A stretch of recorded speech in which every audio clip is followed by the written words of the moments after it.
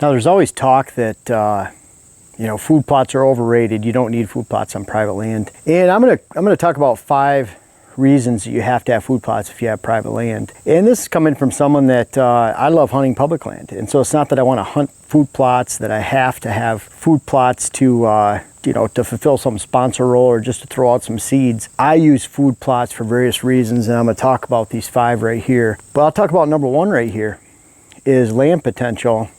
I'm going to say this right off the bat, is if you don't have food plots, if you care about quality deer herds, quality deer management, creating a quality hunt, if you care about those things, let alone giving the deer some food at a time they need it the most in the fall and going into the winter, you have to have food plots. And if you care about those things, number 1, if you don't have a food plot on your land, my estimate, as someone who's designed over 1,000 food plot programs in 26 states over the last 15 years, food plot book out, 200 articles and videos on food plots, something I do for my living, you're going to experience about 20 to 30% of the potential of your private land parcel. Now think about that. Literally, deer herd, hunting wise, if you don't have food plots, you're going to experience, in most cases, 20-30%. Now, there's always that 10-20 acre pass-through parcel where they're in between big ag fields and other properties with food plots, and you sit on a funnel and you just whack the giant buck that comes through during the rut. It's a little bit different. That's a pass-through property. You really don't have to do much with that. We could all be so lucky to have a 10-acre parcel that doesn't cost much and is located between giant parcels that have giant mature bucks on them. We just sit there and shoot them when they go by and you're in the rut. There's people like that. That's a little bit different. That's an extreme case. But when it comes to private land, 30, 40, 60 acres, up to 500, 800 acres or more, you can't even come close to your potential of creating a quality herd and hunt if you do not have food plots. And I'll point out, that's why it's so important that you actually match the resources needed for your parcel to the size of your parcel. For example, some of the 300 acres they're only putting in 80 acres of improvements, including enough food to support 80 acres. Let's just say, pick a random number, 4 acres of food. And the person has 300 acres. Well, I don't have the time or the resources. Maybe they have one, not the other, to put in these food plots enough to support the land. Then you're better off owning 80 acres and doing it right and making a complete parcel than having 300 acres with not enough food to support that 300 acres and really limiting yourself to your potential. Again, food plots, 20-30%.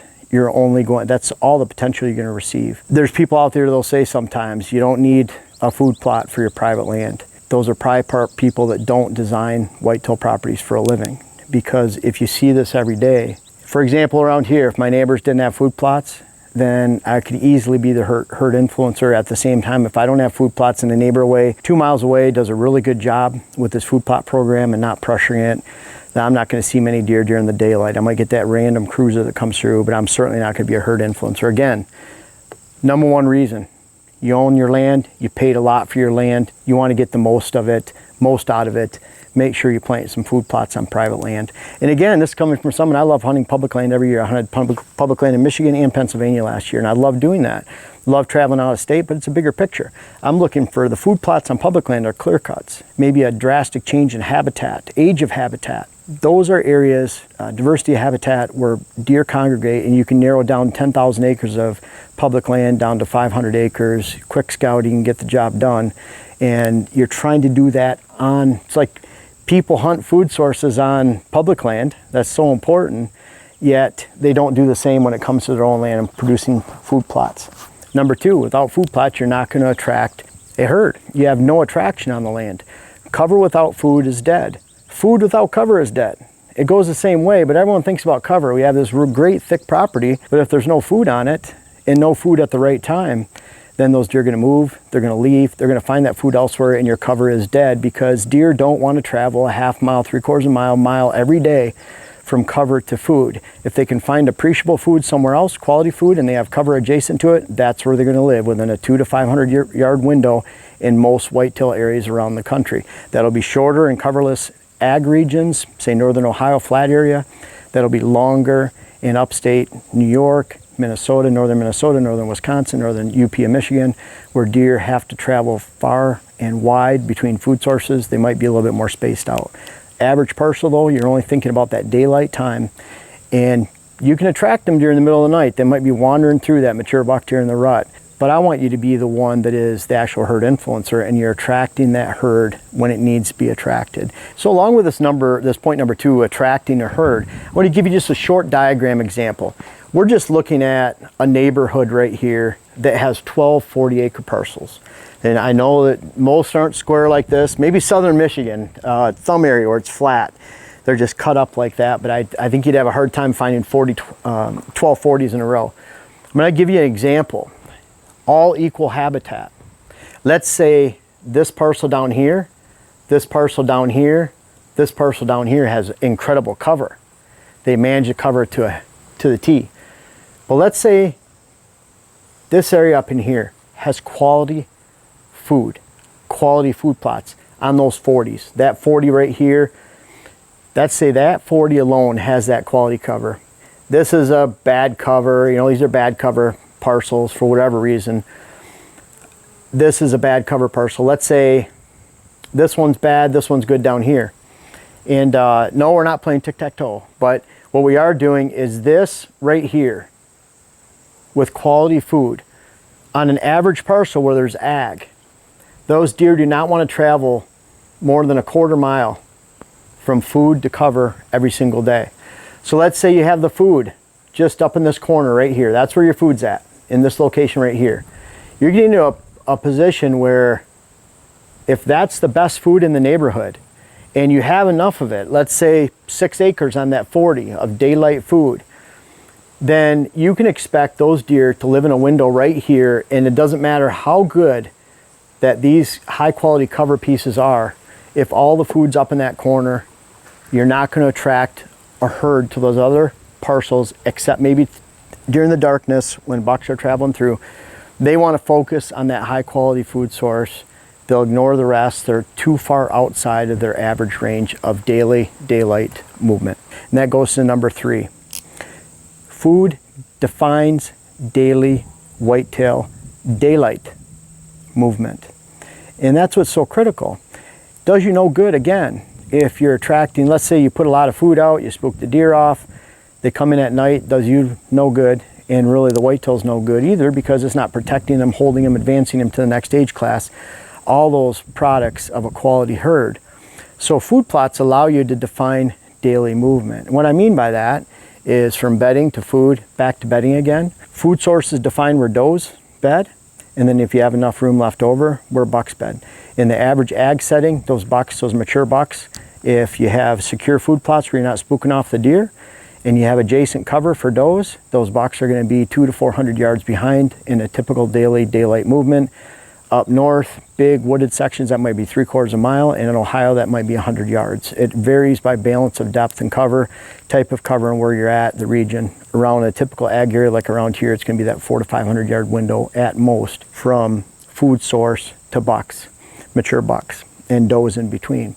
That defines that daily movement. Of course, they're going from bedding to feeding, but it also defines where those does move, where those bucks move, and therefore it defines where your morning stands go, back closer to buck bedding, areas where you can get in around the food, wait for them to come back to you. That's where I shoot 75% of all my bucks in the morning, waiting for those deer to come back to me. And then it defines that evening movement where you can add a water hole, mock scrape. You can make sure that bucks are moving over and hitting that water hole, mock scrape on the way to food sources. You can have alternate winds for different sides of the food. You have to keep that food secure though. You can't spook the deer out or it ruins that entire daily movement. Then it pushes the deer off 500 to 600 yards and they're relating to someone else's food, not yours. It creates a nocturnal parcel. So again, land potential. You can't find it unless you have a food plot.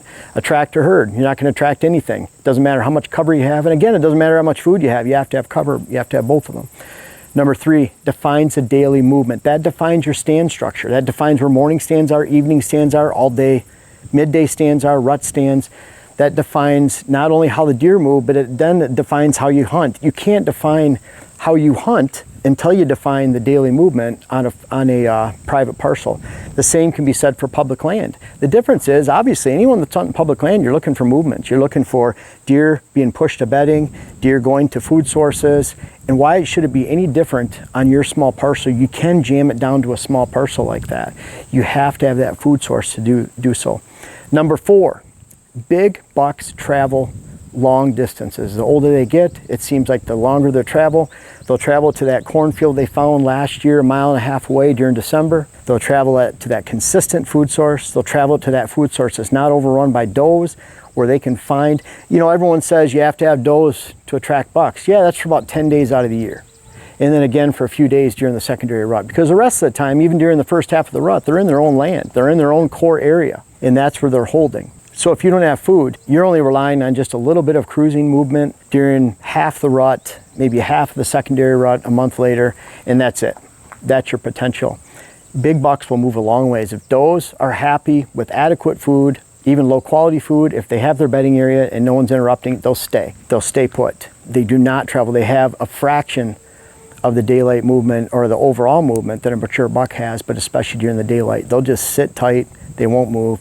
That mature buck is gone. He might be 1 mile away. He might not be coming back. And that's why what you end up seeing towards the end of the season, bucks are traveling towards not only low pressure hunting areas because they're sick of the pressure and they've been slotted into areas that feature no pressure, but they're going to find that high quality food source because that's how they live, and they seem to want it more than does and be willing to travel for it more than does. Those does will just stay. So big bucks travel great distances. Number 5, putting all this together, your land potential, how you can attract a herd, how you can define daily movement from bedding to food, how that sets a table for doe bedding, buck bedding, your stand assemblage. That defines your access, how you get in and off the on and off land.